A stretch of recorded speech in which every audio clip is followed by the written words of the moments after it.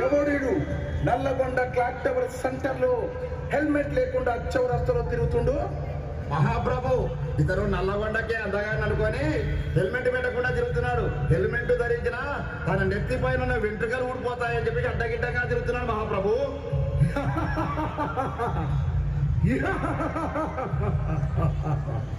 చిత్రగుప్త మహాప్రభు, ఇతడు చిట్టా లెక్కింపు. చిత్తం మహాప్రభు. మహాప్రభు, ఇతను ప్రతిరోజు హెల్మెట్ ధరించకుండా బండి నడుపుతున్నాడు మహాప్రభు.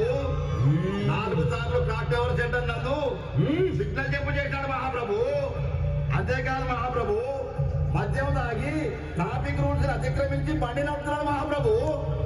ఓయి మానవా, నీవిక మానవా, ఇక లాభం లేదు. నీపైన పాశం ప్రయోగించవలసిందే. ఎస్తబలితిరి మహాప్రభు.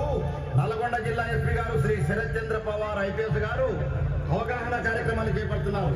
అల్లరివారైన కార్యక్రమాన్ని తీసుకొని ప్రజలంతా హెల్మెట్ ధరించాలని, హెల్మెట్ ధరించిన వారికి పెట్రోల్ పోయాలని పెట్రోల్ బంకులలో అవగాహన కార్యక్రమాలు పెట్టినా ఈ మానవులు మాత్రం అతిక్రమిస్తున్నారు.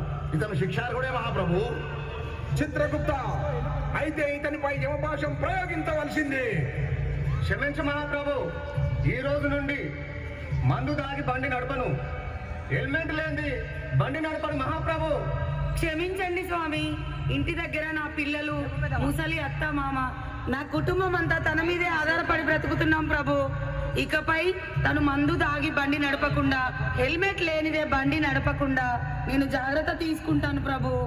యమధర్మరాజా, మా నాన్నని క్షమించండి స్వామి. నా కిట్టి బ్యాగ్ లో దాచుకున్న డబ్బులన్నీ పెట్టి మా నాన్నకి హెల్మెట్ కొనిస్తా స్వామి.